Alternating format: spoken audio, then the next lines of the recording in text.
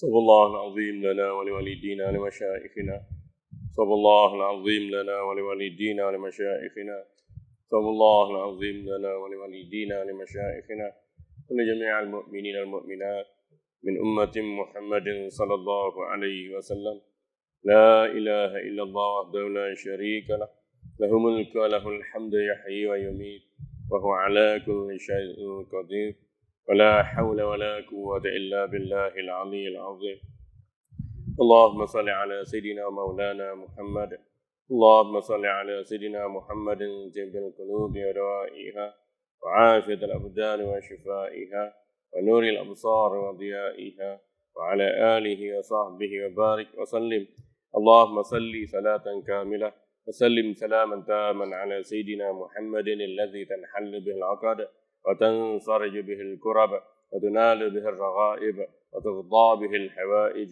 وحسن الخواتيم ويستسقى الغمام بوجهه الكريم وعلى آله وصحبه وبارك وسلم في كل لمحة ونفس بعدد كل معلوم لك بسم الله الرحمن الرحيم الحمد لله رب العالمين وبه نستعين على أمور الدنيا والدين اللهم صل وسلم وبارك على سيد المرسلين نبينا وشفيعنا ونبينا محمد وعلى آله وصحبه من سار على نهجه إلى يوم الدين سبحانك لا علم لنا إلا ما علمتنا suci dikau ya Allah, kami manusia tak pernah mengerti apa-apa illa ma 'allamtana, kecuali apa yang diajarkan kepada kami. Innaka antal alimul hakim, sesungguhnya dikaulah ya Allah yang maha mengetahui lagi maha bijaksana. Allah faqihna fid din, ya Allah ajarlah kami urusan agama kami. Wa 'allimnal kitab, berilah pemahaman yang mendalam kepada kami tentang kandungan kitab suci Al-Quran. Waj'alna mimman yastami'una al-qawla fayattabi'una ahsana. Jadikanlah kami semua dari kalangan hamba-hamba-Mu yang mudah mendengar nasihat dan menerima bimbingan yang baik, dan berilah kekuatan pada kami untuk melakukan amal ibadat yang terbaik. Allahumma arinal haqqa haqqan warzuqna ittiba'ah. Ya Allah, tunjukkanlah kepada kami kebenaran dan berilah kekuatan kepada kami untuk memperjuangkannya. Wa arinal batila batilan warzuqna ijtinabah. Ya Allah, tunjukkanlah kepada kami kepalsuan dan jauhkanlah diri kami dari mengikutinya. Waj'alna minar rasyidin, jadikanlah kami hamba-Mu yang sentiasa beroleh petunjuk. Walhamdulillahi rabbil alamin. Assalamualaikum warahmatullahi wabarakatuh. Yang saya muliakan Tuan Imam, Barisan Jawatankuasa Pengurusan Masjid Jami' Kampung Baru, Kuala Lumpur, Datuk-datuk, datin-datin, tuan-tuan haji, puan hajah, para hadirin, para jemaah muslimin muslimat yang dirahmati Allah. Apa khabar semua tuan-tuan?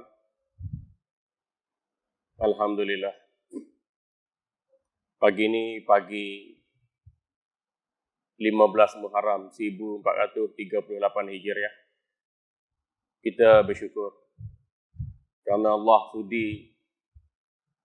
masih lagi sudi untuk menyambung kontrak nyawa kita dan memberi bantuan subsidi pada kita untuk hidup. Hiduplah sebagai hamba Allah yang sentiasa bersyukur, dan jangan sesekali kita menjadi hamba Allah yang kufur. Sama ada kufur i'tiqad ataupun kufur nikmat, kita sentiasa bermohon kepada Allah agar dijauhi dari semua bentuk kekufuran. Dan kita juga bersyukur kerana pagi ini kita boleh baca Yasin berjemaah, berzikir, berwirid, berselawat, berdoa, bermunajat. Alhamdulillah. Kalau ikut ajaran Wahabi, semua ni dianggap bid'ah, sesat, masuk neraka. Sebab mereka kata kita mengkhususkan sesuatu ibadat yang tak sabit daripada Nabi sallallahu alaihi wasallam. Artinya mereka nak dalil khusus. Kerana bagi mereka ibadat ni perlu pada dalil khusus. Kita jawab balik.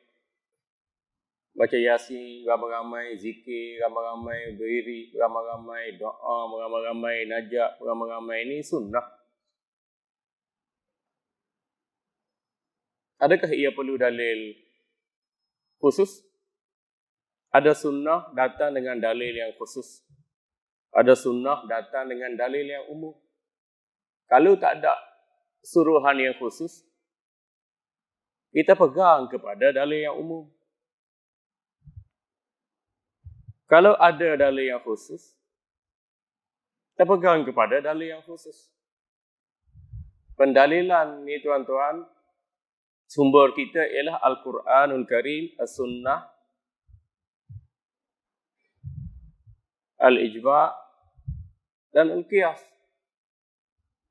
Untuk kita tentu kedudukan dalil pada sesuatu perkara yang kita lakukan, terujuk kepada 4 sumber utama. 4 sumber utama ni disepakati oleh para ulama'. Tak ada ulama' yang tolak, tak ada ulama' yang bantah. Sebab keberadaan sumber pensyariatan Islam ni adalah jelas. Daripada dalil Al-Quran, daripada dalil hadis, daripada dalil ijma', daripada dalil qiyas. Jadi kalau tak ada dalil khusus, kita cari dalil yang umum. Kalau ada dalil khusus, kita ikut dalil khusus. Dan ibadat kita ni pun ada ibadat yang khusus, ada ibadat yang umum. Baca Yasin terdiri dari kategori ibadat yang umum. Kita nak baca Yasin bila, hari apa, pukul berapa, di mana, terpulang pada kesanggupan kita. Jadi alhamdulillah masjid kita ni pagi-pagi baca Yasin. Tiap-tiap hari. Tiap-tiap hari baca Yasin. Bukan nak tunggu Jumaat sekali seminggu. Ini tiap-tiap pagi baca Yasin, tiap-tiap pagi baca Yasin. Habis, duk kalau apa kita nak kata orang bid'ah? Kita sendiri malas baca Yasin. Kita sendiri tak sanggup baca Yasin tiap-tiap pagi. Tak apalah. Malas pun tak apa. Tak sanggup pun tak apa. Jangan duk kalut kata orang bid'ah sesat masuk neraka. Macam neraka tu bapak hangpa yang punya. Siapa kita nak menghukum dengan ketiadaan larangan yang khusus? Kalau tak ada dalil suruhan yang khusus, tak ada juga larangan dalil yang khusus, artinya kedudukan sesuatu hukum itu adalah harus. Ya? Alhamdulillah. Jadi ada suara-suara sumbang. Kalau tak mengaji, malah mengaji, tak berguru, tak bersanad. Bila kita buat ibadat yang umum, dia kata kita bid'ah sesat masuk neraka.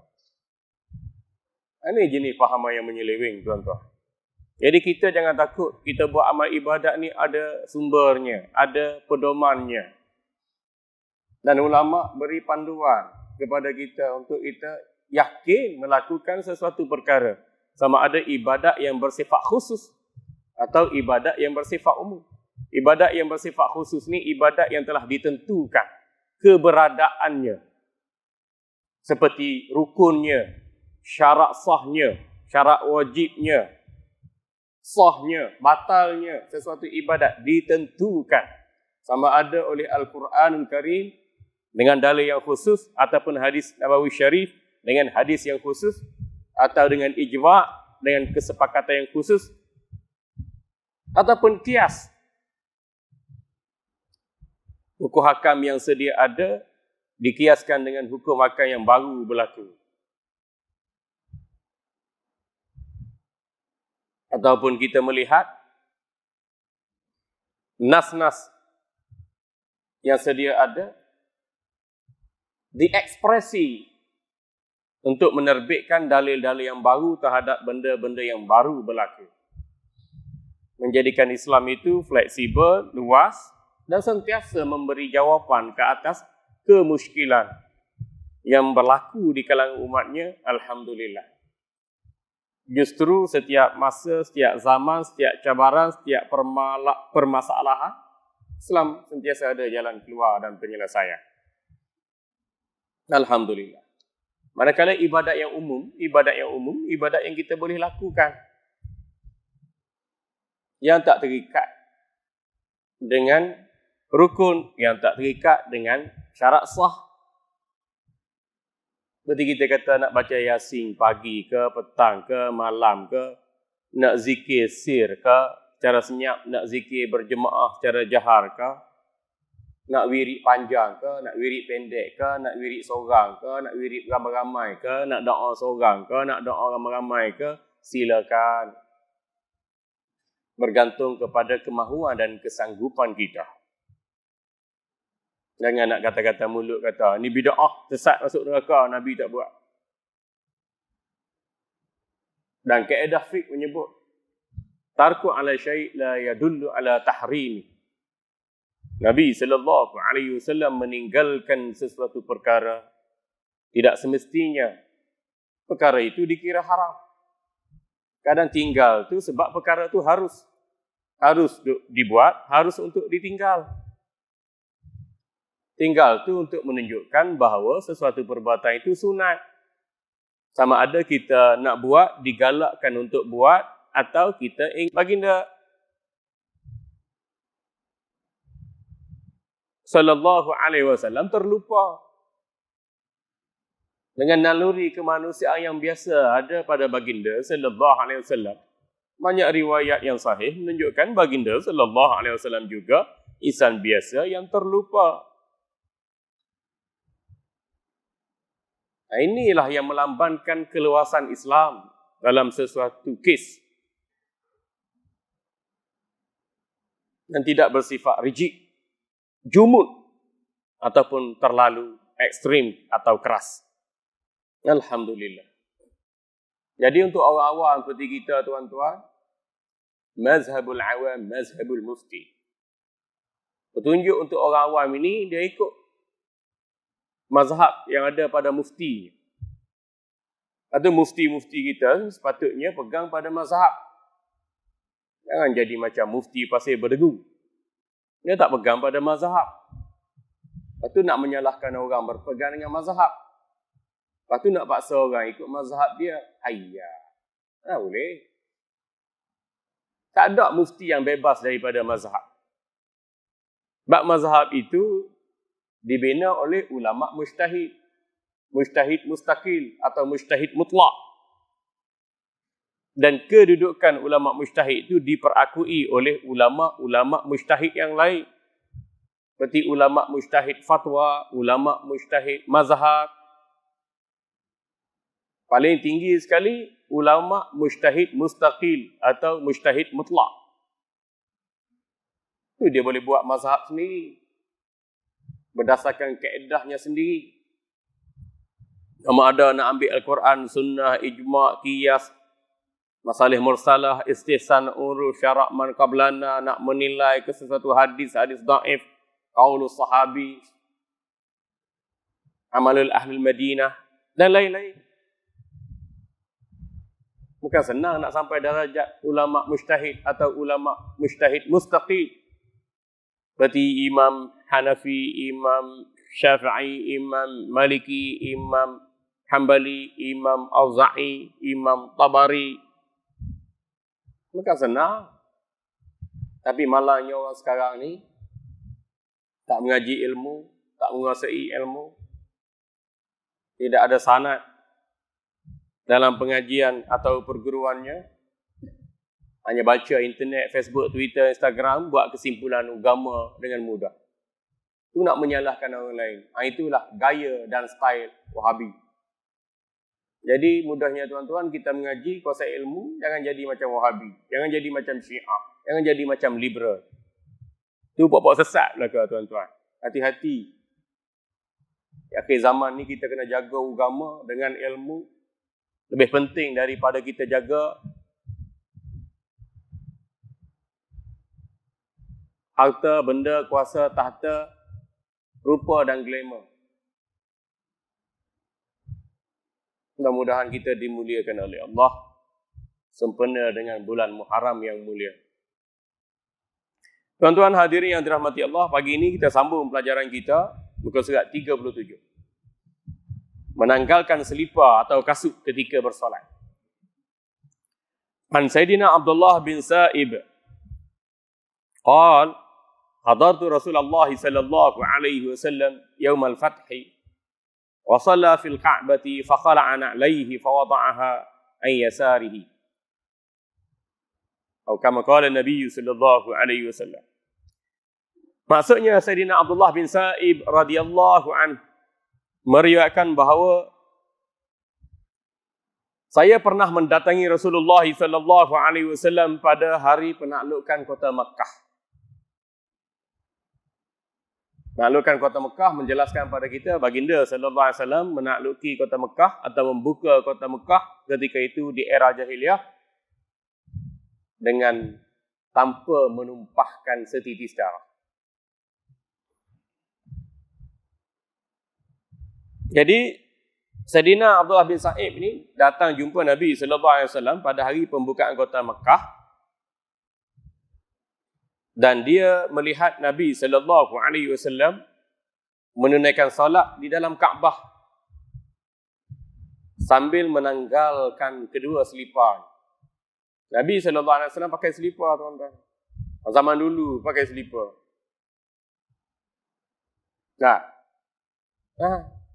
Jangan duk kata kita duk bayang Nabi kaki ayam ke. Dah, dulu pakai selipar ke. Baginda menunaikan solat dalam Kaabah sambil menanggalkan dua seliparnya dan kedua selipar baginda disimpan di sebelah kiri baginda sallallahu alaihi wasallam. Demikianlah hal yang disunatkan dalam solat. Kemudian hadis yang kedua, an Sa'id bin Yazid al-Azdi radhiyallahu anhu. Qala sa'altu Anas bin Malik akan Nabi sallallahu alaihi wasallam yusalli fi na'lai. Adakah Nabi sallallahu alaihi wasallam bersolat dengan memakai dua seliparnya? Qala Anas bin Malik mengatakan, "Na'am." Ya, Nabi sallallahu alaihi wasallam pernah bersolat dengan memakai kedua selipar. Jadi ada hadis pertama menunjukkan Nabi sallallahu alaihi wasallam bersolat dengan memecat dua selipar. Hadis yang kedua menunjukkan Nabi sallallahu alaihi wasallam bersolat dengan memakai dua selipar. Mengenai hadis ini, Imam Ibn Hajar Al-Asqalani, ni ulama besar hadis. Dalam mazhab kita, mazhab Syafi'i, akidah Asy'ariyah Maturidiyah. Di dalam kitabnya Fathul Bari muka surat 494 juzuk yang pertama mengatakan bahawa menurut Ibn Battal pun ulama hadis juga. Ini kita panggil ulama hadis ikut ulama hadis yang lain. Tak salah, tak malu. Tak menurunkan darjat dia, tak. Sebab Imam Ibn Battal ni lebih senior daripada dia. Hal seperti itu memungkinkan mana Nabi sallallahu alaihi wasallam ataupun kita boleh sembahyang pakai selipar apabila selipar tersebut tidak bernajis, yakni tidak terdapat najis. Kalau selipar bersih, selipar hak kita guna dalam rumah tapi bersih. Kadang selipar dalam rumah tu ada dua juga, ada selipar dapur, ada selipar jamban. Jangan pakai selipar tu buat sembahyang. Selipar jamban garanti tak bersih. Tak, sebab air atas lantai jamban masuk keluar kena kencing ke terpercik ke, air campur dengan air yang bersih campur dengan najis, jadi air tak najis. Pas selipar tu kita duduk guna untuk kecing berak apa semua, tu jadi tak najis. Mana boleh guna selipar jamban buat sembahyang? Tak boleh. Tak sah sembahyang nanti sebab selipar tu tak najis. Yang kedua, selipar dapur. Padahal selipar dapur pun jadi juga. Maklum dapur kita ni ada tahi cicak. Kadang ada tahi anak, ada anak ciri, anak berak, anak apa. Tak? Kadang-kadang kita main pijak gitu aja. Selipar dapur. Selipar yang bersih. Yang mana kita memang pakai selipar nipis atau selipar hotel yang kita pakai nak alas kaki mungkin sejuk ke. Ada setengah orang tumit kaki dia tu pecah-pecah. Setengah-setengah daripada isteri kita lah kan. Tumit dia tu pecah-pecah ataupun jadi keras tapak kaki tu. Kalau duk gesek dekat pakai, duk gesek dekat simen atau kat marmar, pergi mari tu rumah, tumit tu mudah pecah. perik sangat tu, bolehlah pakai semayang pakai stoking ke, atau semayang memakai slipper yang nipis tu, yang boleh dilenturkan tu, dengan syarat tidak bernajis. Lagipun perbuatan itu tergolong dalam rukhsah. Bagaimana yang dikatakan oleh Imam Ibn Daqiqul Aid. Imam Ibn Daqiqul Aid ini juga seorang ulama hadis Ahlus Sunnah wal Jamaah. Dan bukan termasuk dalam kategori yang sunat. Kerana ia tidak termasuk dalam sesuatu yang dituntut dalam solat. Pakai slipper ni rukhsah. Bolehlah pakai slipper dalam semayang kalau slipper tu tak najis. Bolehlah pakai slipper tu dalam semayang. Ya. Untuk kita rasa sedikit selesa.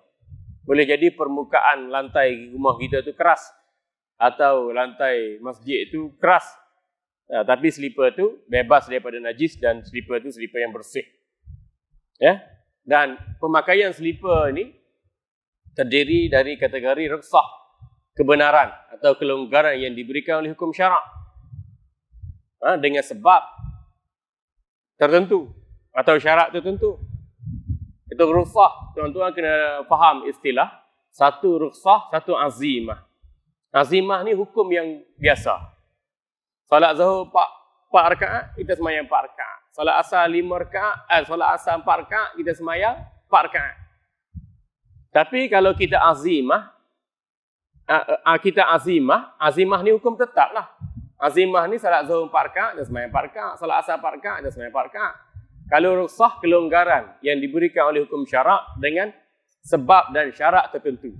Contohnya kita wajib semayang asar 4 rakaat atau semayang zuhur 4 rakaat. Tapi bila kita musafir dengan sebab dan syarat tertentu, asar 4 rakaat, zuhur 4 rakaat tu boleh jamak, boleh qasar, boleh jamak dan qasar. Jadi ada 3 tu. Jamak satu hal, qasar hal yang kedua. Jamak dan qasar, itu yang paling baik dan paling biasa kita buat, jamak dan qasar sekaligus. Jadi bila musafir cukup syarat, cukup adabnya, kita dibenarkan jamak dan qasar sekaligus. Jamak dan qasar itu dikatakan sebagai rukhsah. Yang ini kelonggaran yang diberikan oleh hukum syarak dengan sebab dan syarat tertentu. Hukum asar, azimah. Zuhur 4 rakaat, semayang 4 rakaat. Maghrib 3 rakaat, semayang 3 rakaat. Isyak 4 rakaat, semayang 4 rakaat. Azimah. Jadi azimah tu hukum asal dan rukhsah itu kelonggaran. Ya? Termasuk dalam kes ni, mayang pakai slipper yang bersih tu boleh, tetapi diberi dengan sebab, dengan syarat tertentu, syaratnya slipper tersebut tidak menajis. Penggunaan slipper meskipun termasuk dalam bab perhiasan yang selalu mengenai bumi, umumnya relatif najis. Kita guna slipper ni sebab nak jaga kaki kita daripada terkena najis. Ataupun daripada objek-objek yang bahaya, yang keras, yang tajam, daripada mencederakan kaki kita. Dan realiti bumi ini menajis. Maka amat tidak tepat apabila ia digolongkan sebagai zinah, sebagai perhiasan. Menurut persepsi Al-Quran yang boleh dipakai dalam salat.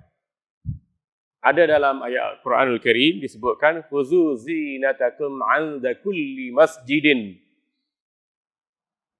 Ambillah perhiasan-perhiasan kamu bila mana kamu mari ke masjid. Ayat ini menuntut kita sunat. Bila kita pergi masjid, kita pakai pakaian yang baru, pakaian yang elok, pakaian yang tidak berwarna terang, pakaian putih, pakaian yang bersih. Tak, minggu dah tak basuh. Duk pakai jubah tu. Betul pakai jubah sunat, tapi 2 minggu tak basuh, jadi busuk, hapak, jadi makruh. Duk pakai kain tu, seminggu pakai kain tu. Kain kita pakai, bila bergesek, celah kangkang, keluar peluh. Jadi lama-lama bau hapak, bau hangit. Lepas tu kita guna juga untuk buat wudu, percikkan air tu, kadang jadi kain tu basah, kadang jadi kering, basah, kering, jadi kusam, kusut, masam. Jadi tak pantaslah bagi kita duk pakai kain seminggu, pakai jubah 2 minggu, pakai telekung semayang tu 3 minggu. Lepas tu duk guna pergi ulang alik masjid tak sunat dan tak sunnah. Kita pergi berjabak, handsome-handsome pergi berjabak, satu pagi tukar pakaian, hari lain tukar pakaian lain pula. Tapi kalau pergi masjid, baju Melayu tu minggu, jubah tu 2 minggu, kain pelekat tu 3 minggu, lekung tu 4 minggu. Letih, tuan-tuan, letih. Pergi masjid buat ibadat untuk akhirat selekeh. Pergi kerja untuk cari mata benda dunia, smart. Uyuh, jadi terbalik. Sedangkan Al-Quran menyebut, khuzu zinatakum 'inda kulli masjidin. Berhiaslah kamu bila mana kamu pergi ulang alik ke masjid, berhias. Pakai pakaian bersih, yang bagus, yang berkualiti, yang elok. Pakai bau-bauan yang elok. Baru nampak menepati apa yang dituntut dalam ayat ni. Apabila seseorang menggunakan selipar ataupun kasut ketika bersolat, dia sebenarnya berpura-pura ikut sunnah Nabi SAW. Kita tengok macam masjid kita tu, kalau kat luar ada setengah orang nak cepat. Dia mari semayang Jumaat, lepas semayang Jumaat dia nak cepat masuk pejabat. Jadi dia semayang tempat marmar semua yang tak ada tikar, tak ada sejadah tu, dia semayang situ pakai kasut. Boleh tak dia semayang pakai kasut? Ni Tok Guru kita kata orang semayang pakai kasut tu berpura-pura tu ikut sunnah Nabi SAW. Nabi SAW dulu pakai selipar. Sebab selipar tu bersih. Kan? Dia ni semayang pakai kasut. Kasut tu hak pergi kencing tandas. Kasut tu hak pijak tahi ayam tengah jalan. Ataupun pijak air kumbahan tepi-tepi jalan tu yang bocor tu. Atau kita kata di tempat kita tu orang bukan Islam bela anjing. Habis kita sapu tahi-tahi najis tu. Dekat pada kaki kita, kadang tak perasan, kadang kita perasan. Macam mana kita nak guna pakai kasut atau selipar tu untuk menunaikan solat? Kerana realiti kita katakan bumi kita ni najis. Dia sebenarnya tidak memahami nas-nas syariat dan tidak mampu membuat kesimpulan hukum darinya. Hanya Allah SWT sahaja yang memberi petunjuk kepada kita. Orang tak faham agama, tapi cuba bertindak memandai-mandai dalam hukum hakam agama, itu akhirnya merugikan diri sendiri. Umum mengetahui lantai masjid Rasulullah SAW dahulunya adalah tanah tanpa sejadah. Lantai Masjid Nabawi, tanah tanpa sejadah. Hal ini didasarkan kepada keterangan Nabi SAW bahawa apabila baginda SAW bersujud pada waktu hujan, kelihatan kesan tanah pada hujung hidung baginda SAW yang mulia. Lantai Masjid Nabawi, lantai Masjid Nabi SAW, tanah tiangnya batang tamar. Atapnya tutup dengan pelepah tamar. Lepas tu nampak langit. Bila kemarau, keadaan masjid tu berabuk. Panas. Panas di Mekah, panas di Madinah berapa puluh darjah. Tak, 40 darjah Celsius, bahkan lebih daripada 40. Kita 40 darjah tu demam. Demam kuat tu, 40 darjah, demam kuat tu. Ini lantai Masjid Nabi SAW adalah terdiri daripada tanah. Bila panas, bila kemarau, kering, berabuk, kepanasan. Bila hujan, becak. Lantai tanah, hujan, becak. Walaupun begitu, Nabi SAW pernah bersujud hingga dahi dan hidung baginda terdapat kesan tanah kerana Masjid Nabawi kehujanan. Sebab itu bila bersujud terdapat kesan tanah pada dahi dan hidung baginda SAW. Ia sebagaimana yang diriwayatkan dari An Abi Sa'id Al-Khudri radhiyallahu an. Qala Rasulullah sallallahu alaihi wasallam, wa kana saqful masjidi kanat jaridun nakhli wa ma nara fis samai syai'ah. Faja'at qaza'atun fa'amtarna. Fasalla bina an-nabiy sallallahu alaihi wasallam hatta ra'aitu asaratini wal ma'i ala jabhati Rasulillah sallallahu alaihi wasallam wa arnabatku. Abu Sa'id Al-Khudri radhiyallahu anhuma meriwayatkan dengan kata-katanya, atap masjid Nabi sallallahu alaihi wasallam dibuat dari daun kurma, daun tamar. Dan kami tidak melihat apa-apa di langit. Suatu hari aku pergi masjid Nabi sallallahu alaihi wasallam, tengok atap masjid Nabi sallallahu alaihi wasallam ni dibina dengan daun tamar. Lepas tu tengok langit nampak gelap. Ya, itu maksudnya. Tengok langit nampak gelap, nak hujan ni. Tiba-tiba datanglah awan tebal dan kami kehujanan. Datang awan tebal gelap pun kami sembahyang juga. Tengah-tengah sembahyang tu hujan. Kami kehujanan. Ketika baginda sallallahu alaihi wasallam menunaikan solat bersama kami, aku sendiri melihat adanya kesan tanah dan air pada dahi dan hujung hidung baginda sallallahu alaihi wasallam yang mulia. Hujan becak pun baginda tetap sujud, dahinya rapat ke tanah dan hidungnya pun mencecah tanah. Dahi itu wajib rapat kepada tempat sujud. Oleh kerana lantai masjid Nabi sallallahu alaihi wasallam itu tanah, maka baginda bersujud, dahinya mencecah tanah. Walaupun lantainya tanah dan becak dengan hujan yang turun ketika baginda bersolat, baginda tetap sujud, dahinya mencecah tanah hingga hidung baginda yang mulia pun mencecah tanah. Hadis ini juga difahami secara literal oleh orang Syiah. Orang Syiah faham, dia kata, tengok Nabi SAW bersujud, dahinya kena cecah tanah. Jadi selama mana pun kita bersujud, tu imamnya atau naibul imamnya mesti sujud, dahi kena cecah tanah. Itu ada setengah-setengah masjid yang dipelopori oleh orang Syiah. Mereka potong sikit tanah tu dan jadikan tempat semayang imam, menjadikan imam sujud tu, dahi dia cecah tanah yang original. Tak nak guna kapet macam kita. Jadi bila imam sujud, dahi cecah tanah, makmum sujud atas kapet pun tak apa, dikira perbuatan makmum ditanggung atas perbuatan imam. Atau daripada hadis ni juga mereka berhujah. Setengah-setengah Syiah kata wajib semayang guna tanah Karbala. Sebab Nabi sujud atas tanah. Dia ambil hujah lagi tanah Karbala, tanah suci. Tempat tercurahnya darah Sayyidina Husain bin Ali bin Abi Talib, cucu baginda sallallahu alaihi wasallam yang dibunuh secara kejam.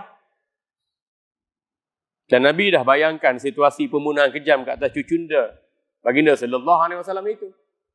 Itu semua cara pendalilan yang salah. Kadang hadis sahih, hadis yang betul, tapi diistidlal, dipergunakan pada dalil yang salah.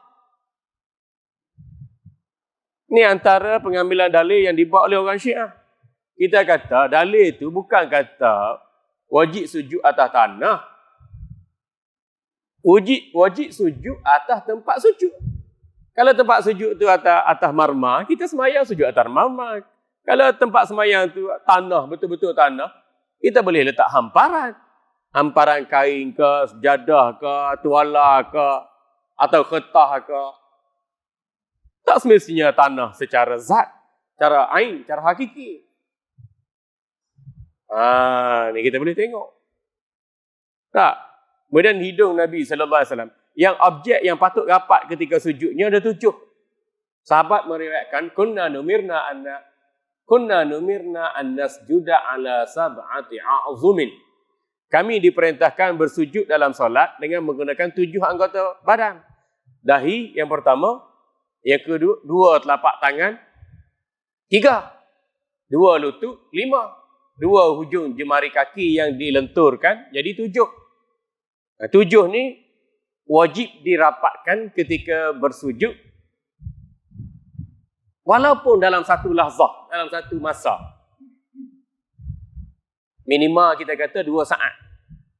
Kalau bersujud tu, dalam batasan minimal 2 saat, 7 anggota badan ni wajib rapat.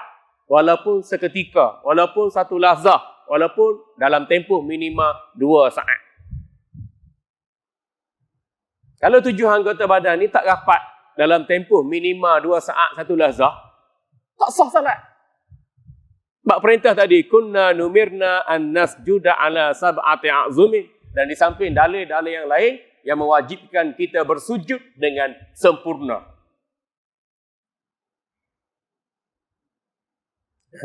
Jadi yang dahi kena cecah tanah tu menunjukkan wajib sujud merapatkan dahi. Kalau keseluruhan dahi kita rapat, lagi elok. Kalau dahi sakit, dahi bekak, dahi benjol, atau dahi cedera, atau ada penyakit pada dahi, maka kita cari sudut dahi yang boleh kita gunakan untuk bersujud. Kena sikit pun tak apalah. Nah, kalau dahi sebelah kanan tu benjol, kita sujud guna dahi belah kiri. Begitulah sudut-sudut yang sewajarnya. Kecuali kalau kepala tu pecah ke aksiden kalau nak sujud, tak apalah, kita guna atas balutan lah. Guna sujud atas balutan lah.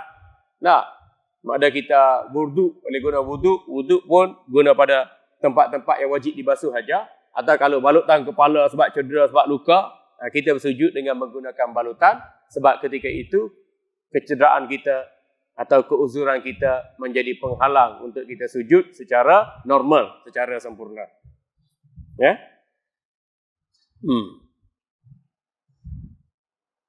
Hadis di atas mengisyaratkan bahawa lantai masjid Nabi SAW dibuat daripada tanah dan tidak beratap.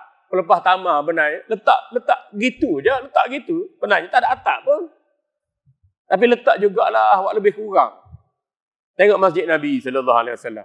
Lantai tanah, atap-atap pelepah tamar. Tapi ramai jemaah dalam satu-satu masa. Ramai jemaah.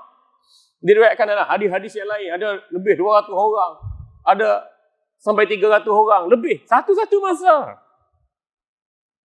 Dulu masjid lantai tanah. Atap berjemaah dengan Nabi. 200 orang, 300 orang lebih.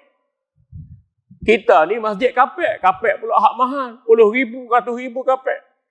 Tiang masjid berapa puluh ribu. Atap masjid berapa ratus ribu. Tapi bila semayang tak ada orang. Masjid juta-juta. Semayang orang tak ada. Masjid Nabi SAW lantai tanah. Tapi semayang 200, 300 jemaah. Kita ni kaya material. Tapi miskin spiritual. Zaman Nabi SAW miskin material. Tetapi kaya spiritual.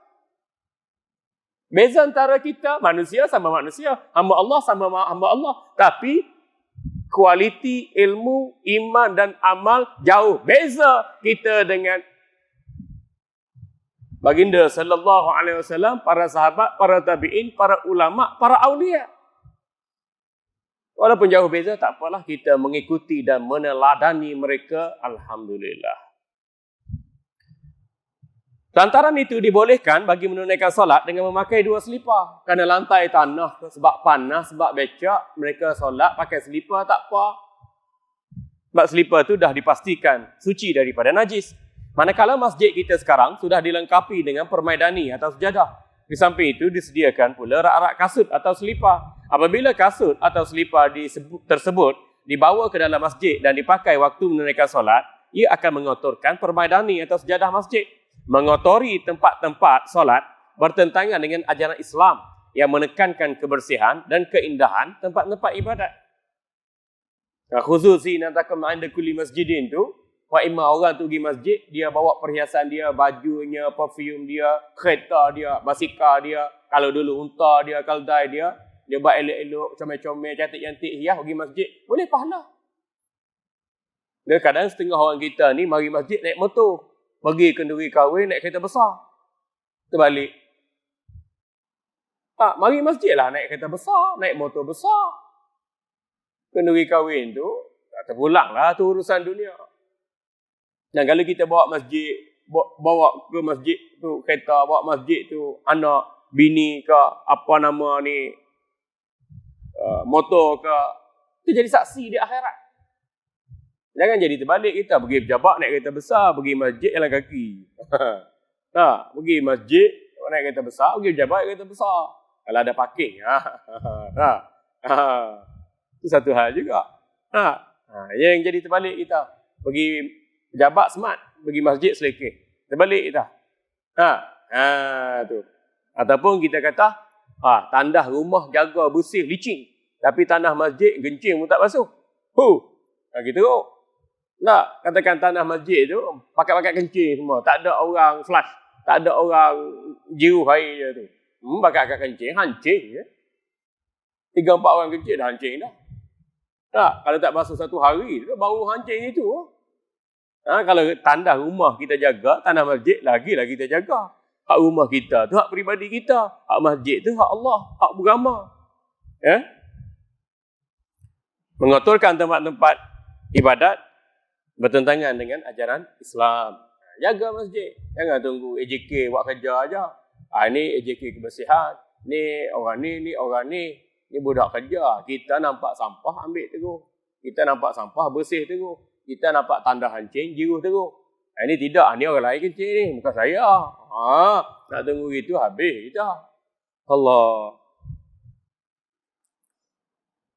Kita tengok dalam masjid ada kertas jatuh, ada getah jatuh, ada apa jatuh, kita kutip masuk dalam paket buat keluar. Nanti nak tunggu cleaner letih. Oleh yang demikian, apabila seorang hendak menunaikan solat di atas bumi atau atas tanah tanpa menggunakan alas, tempat tersebut diyakini tidak bernajis, maka dia dibolehkan menggunakan selipar atau kasut. Kalau kita nak semayang kat kebun kita pergi masuk kebun, dah ambil wuduk siap sekejap pagi. Dan saya lazim gitu. Saya ada kebun saya kat Gua Musang tu, ada kebun kelapa sawit. Balik jarang-jarang ada manager, ada 4-5 orang bekerja. Alhamdulillah ada hasil lah sikit. Balik kebun, singgah rumah orang tua, ambil air semayang 2 lebih kurang, masuk kebun dengan air semayang. Jadi kita masuk kebun mula-mula tu, dia semayang, hampas sejadah, semayang atas tanah gitu. Mayan dalam kebun. Mayan dalam kebun sawit. Mayan dalam kebun getah. Okey ya. Kalau tak ada sejadah pun, tak ada kertas nak hampai ke apa semua, kita semayang atas tanah dan kita yakini tanah tersebut tak ada najis, semayang.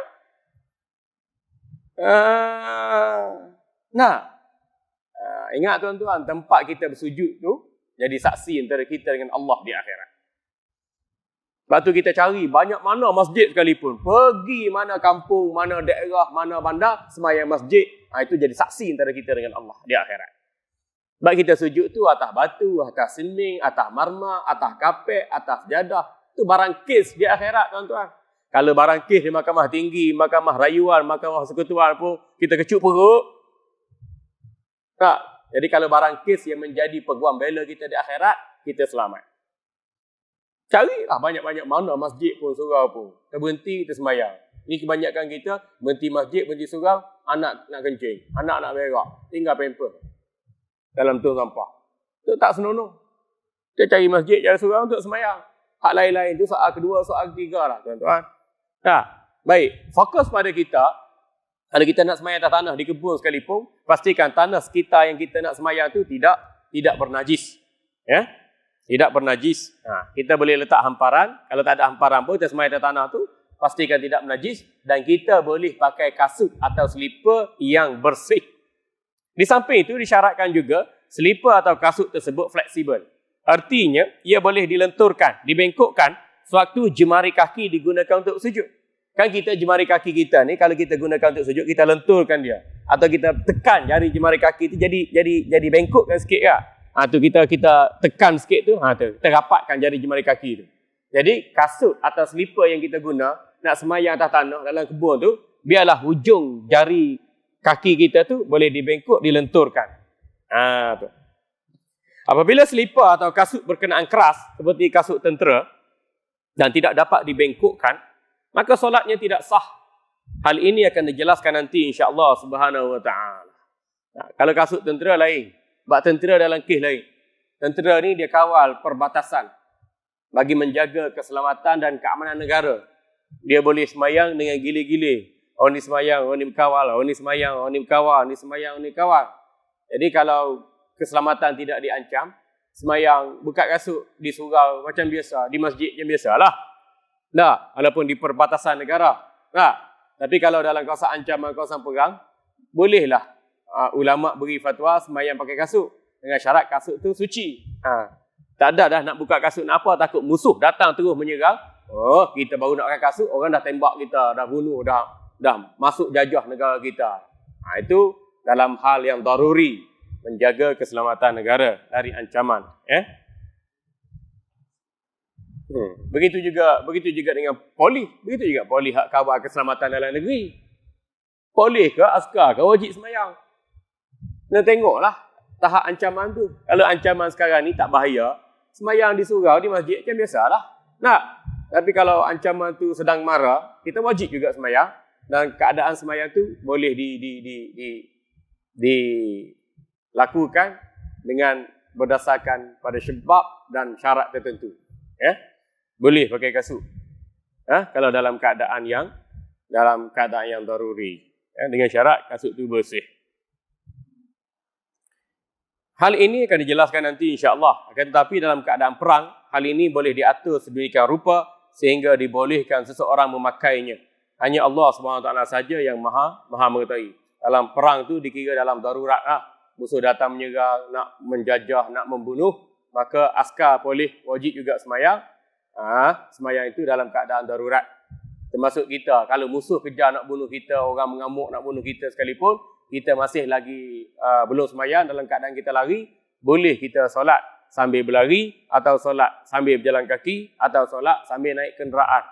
Itu diaturkan sebab dikategorikan dalam solat syiddatul khauf. Solat dalam ketakutan yang amat sangat bagi menyelamatkan nyawa, harta benda, keturunan, maruah dan keselamatan kita. InsyaAllah. Jadi tuan-tuan, ringkasnya, kita semayang di masjid surau yang biasa, kita buka selipar, buka kasut, sebab selipar yang kita pakai atau kasut yang kita pakai realitinya bernajis. Yang kedua, kalau kita semayang di rumah, kita ada selipar khas untuk kita pakai, selipar nipis, selipar hotel tu. Kita pastikan bebas daripada najis tak jejak, tak lain dan sebagainya. Kita pastikan, dan kita boleh gunakan selipar nipis, selipar hotel tu, yang materialnya baik lagi halal dan suci, kita boleh gunakan untuk buat semayang. Dan apa nama ni, yang hadis Nabi SAW tunjukkan kepada kita, bila baginda masuk Kaabah, baginda pernah semayang buka selipar, atau baginda pernah semayang dengan pakai selipar, jelas menunjukkan panduan kepada kita dalam kes ini. Alhamdulillah. Dan satu lagi tuan-tuan, ingat bahawa solat kita boleh terbatal bila adanya unsur kenajisan, wa imma pada badan kita, wa imma pada pakaian kita. Jadi kebersihan adalah aspek utama untuk menentukan sah, batal atau makruh dalam solat.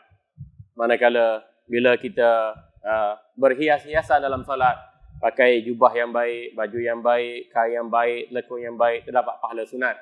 Begitu juga gunakan kenderaan yang baik untuk datang masjid dan surau, dan juga menggunakan bau-bauan yang baik untuk datang masjid dan surau.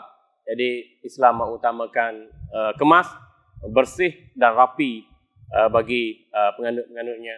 Alhamdulillah. Kita kemas, bersih dan rapi secara fizikal. Kita juga kemas, bersih dan rapi dari sudut peralatan. Kemas, bersih dan rapi dari sudut spiritual. Alhamdulillah. Jadi tuan-tuan, cukup sekadar itu dahulu. Mudah-mudahan Allah ampun dosa kita.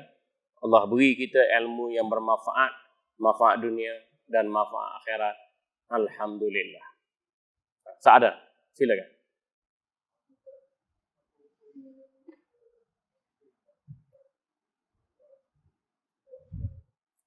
Apa hukumnya mereka bawa tongkat daripada rumah, duk kena hujung tongkat tu pada bumi dan bawa pada masjid, bawa pada lantai masjid. Apa hukum bawa tongkat? Hukum bawa tongkat tu harus. Jadi bila bawa tongkat, duk cacak tongkat atas tanah. Kadang kena tanah, kadang kena air najis. Mana tahi ayam, tahi itik, tahi orang, tahi kambing, tahi lembu, tahi kerbau, tahi anjing pun ada. Kita tak pastikan. Takkan nak pastikan satu-satu. Jadi, bila kita datang masjid, letak kat luar je lah. Letak kat tangga masjid, letak kat tepi, kerana tongkat tu bernajis, letak kat luar. Bila masuk masjid, tak boleh bawa tongkat tu sebab tongkat tu dah bercampur dengan najis dah. Tak, letak kat luar. Kalau kita nak masuk dalam masjid, pastikan tongkat tu bersih daripada najis. Bersih daripada najis. Baru boleh bawa masuk dalam masjid. Ini tongkatnya juluk ke mana, cacak ke mana. Nak kena apa semua sekali, bawa masuk dalam masjid. Tak boleh bawa masuk. Letak kat luar. Oleh kerana masjid kita, masjid mana-mana tak ada guard yang jaga, bawa je lah. Semua bawa. Bayangkan tuan-tuan. Lepas tu kalau dia tongkat tu, ujung tongkat tu kena najis-najis, segala najis tu, bila masuk masjid, dia kena kapet. Jadi kadang-kadang kita pelik, sujud-sujud bau tai ayam. Mana tai ayam? Daripada tongkat tu lah. Mana tai ayam, bau tai kucing. Sujud-sujud lah tai kucing. Tapi siapa bawa kucing ke masjid ni? Macam mana tai kucing di masjid ni? Tengok tak nampak. Tapi bau. Najis juga tu. Ada bau, ada warna, ada rasa. Itu dalam kategori najis yang dikesan. Nah hati-hati lah. Jadi, yang bawa tongkat tu, tak kira lah tongkat semambu ke, tongkat mak lampir ke, tongkat sakti ke, tongkat hikmat ke, tongkat apa sekalipun, letak kat luar, bila masuk tu tahan sakit sikit, tahan sakit untuk buat ibadat besar pahalanya di akhirat. Kadang style, tak sakit pun, tak bongkok pun, tak nak tumbang pun jalan, style. Bila pakai tongkat ni, nampak gas sikit, kan. Tapi tongkat tu habis kena benda. Kadang kita pakai ujung tongkat tu, kita pakai sarung. Pakai sarung plastik kat ujung tongkat tu. Bila kita berjalan atas tanah, kita jalan-jalan, kita cacat tongkat atas tanah. Bila nak masuk masjid, kita buanglah. Buanglah sarung plastik pada ujung tu, buanglah. Letak kat luar dulu. Kerana dah jadi najis apa semua dah. Bila kita masuk masjid, kayu yang bersih, tak apalah ujung dia tu.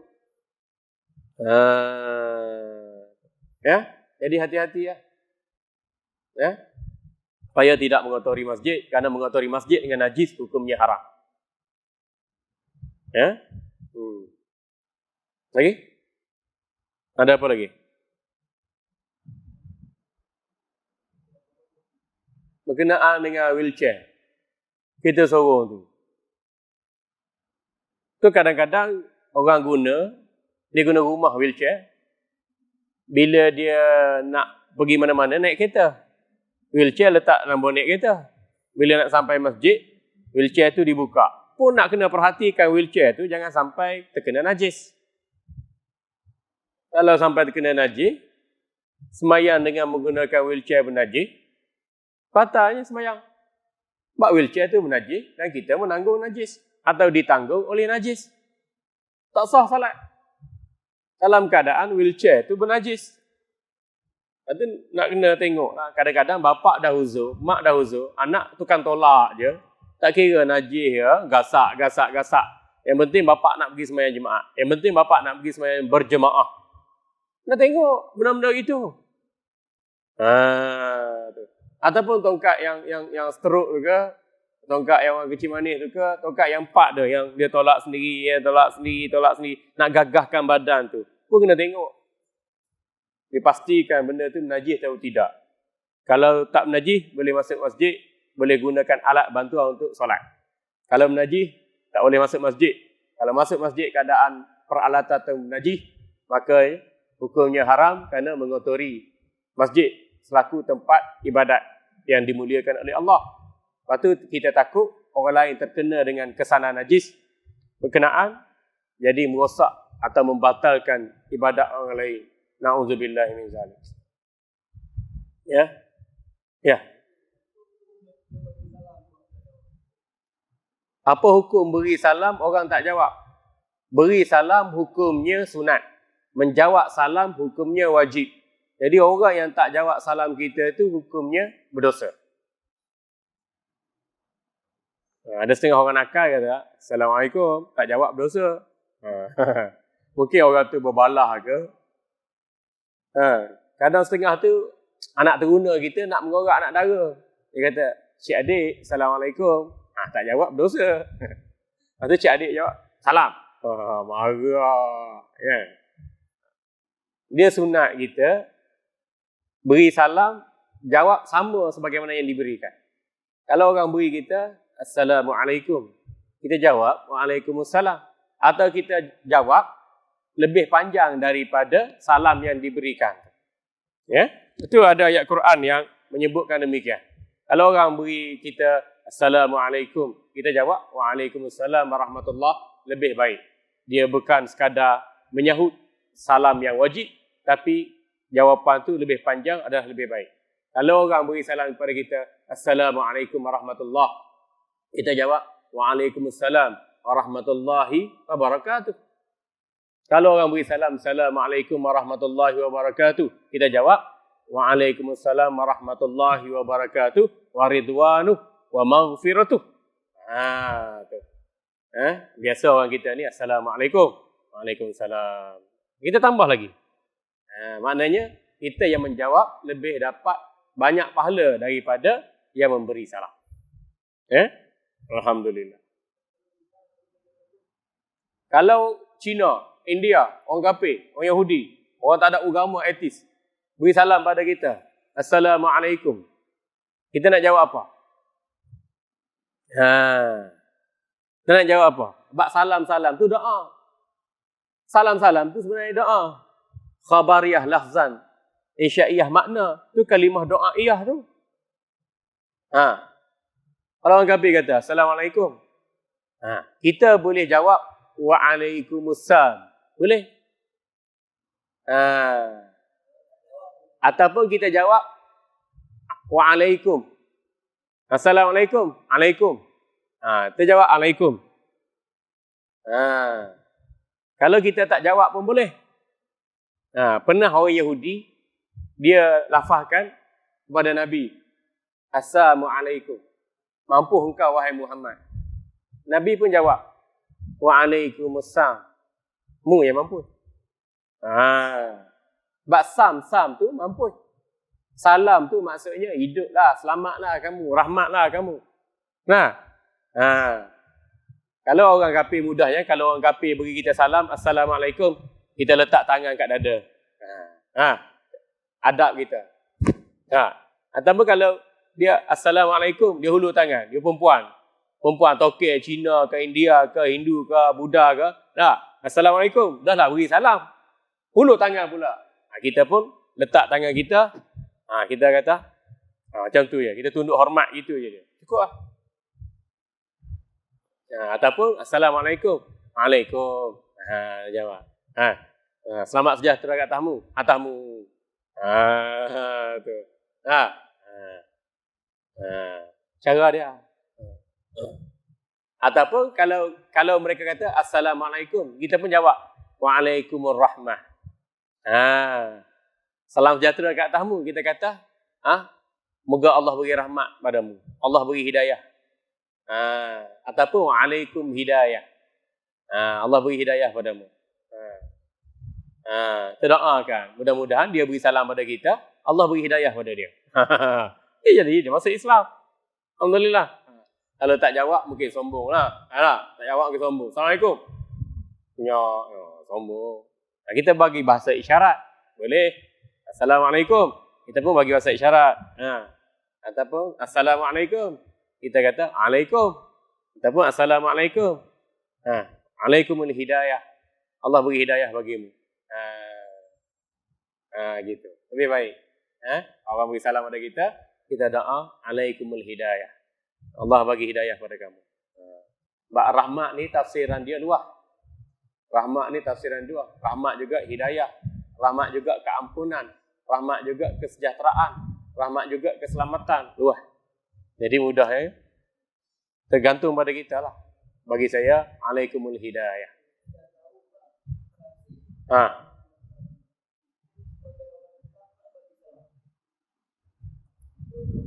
Tak kena. Orang Islam beri salam pada orang kafir. Tak boleh.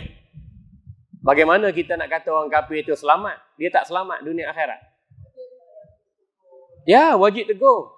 Tak boleh beri salam pada orang kafir. Beri salam tu pada doa. Macam mana kita nak doa pada orang kafir? Orang kafir tak selamat dengan kekafiran dia. Lepas tu kita kata Islam tu selamat. Salam tu untuk orang Islamnya. Tu. Dia kata haji, pakcik, nenek, makcik, mak ngah, mak da, mak secu. Tak boleh beri salam pada orang kafir. Sebab salam tu doa.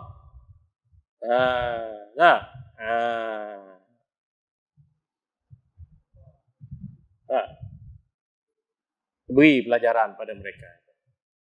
Salam tu doa. Kita tak boleh doa selamat pada orang kafir. Sebab orang kafir itu tak selamat. Yang selamatnya orang Islam saja. Selamat, sejahtera, dapat nikmat yang diredai oleh Allah dunia akhirat, orang Islam saja. Orang kafir ini kita panggil umat Nabi juga, tapi ummatul hidayah. Kita ni ummatul istijabah. Umat yang menyahut seruan Nabi. Sebab tu kita Islam, kita selamat. Tak? Kalau ummatul dakwah atau ummatul hidayah tu, orang kafir, umat Nabi juga orang kafir ni. Umat Nabi kita sallallahu alaihi wasallam, tapi dia ni dalam kategori yang diserukan dengan dakwah, yang diserukan dengan hidayah. Itu kita kena ada pendekatan yang tertentulah untuk tackle mereka meluk Islam dan konsisten dengan ajaran Islam. Jadi tuan-tuan, kita berhenti zakat dulu tuan-tuan tanda, dan pelajaran yang akan datang sebulan sekali kita bulan sekali, tak tahulah hidup lagi ke tidak bulan depan. Kalau ada masa, ada tempoh, ada nyawa, ada rahmat Allah, kita sambung pelajaran kita tentang lintasan sesuatu tidak membatalkan solat. Kita tengah semayang, tiba-tiba cucu lalu, zoom, dia lalu laju, lari. Adakah batal? Tak batal solat kita. Kalau kita semayang, orang lalu depan, lori lalu depan, atau rimau lalu depan, unta ke anjing ke lalu depan kita, batal solat? Tak batal solat. Cuma memutuskan khusyuk dalam solat sahaja. Tapi kalau orang yang berakal Islam, balik berakal Muslim, lelaki perempuan, kita semayang fardu, dia lalu, kita tahan dia. Kita tahan dia. Dia lalu juga, tahan dengan kuat sikit. Kalau lalu juga, Nabi kata, orang yang lalu depan orang semayang tu, setan. Dah hadis ini, dan kita akan kupas pada sesi pembelajaran yang akan datang, insya-Allah subhanahu wa ta'ala. Terima kasih kepada semua. Barakallahu fiikum. Akhiran akuntullahi wabarakatuh. Bismillahirrahmanirrahim.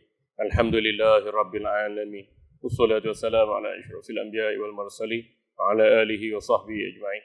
Allahumma ighfir lana warhamna, afina wa'fu 'anna wa liwalidina wa limasyayikhina wa litalamizina li sa'iril mu'minin birahmatika ya arhamar rahimin. Allahumma ij'al jam'ana hadza jam'an marhuma wa tafarruqana min ba'dihi tafarruqan ma'suma. ولا تجعل فينا ولا عندنا ولا معنا ولا شقيا ولا مطرودا ولا محروما. اللهم ربنا آت نفوسنا تقواها وزكيها وأنت خير من زكاها أنت وليها مولاها يا رب العالمين. ربنا عليك توكلنا وإليك أنبنا وإليك المصير. ربنا آتنا في الدنيا حسنة وفي الآخرة حسنة وقنا عذاب النار. وصلى الله على سيدنا محمد وعلى آله وصحبه وسلم. سبحان ربك رب العزة عما يصفون وسلام على المرسلين. Alhamdulillahi Rabbil Alamin. Subhanallah minkum.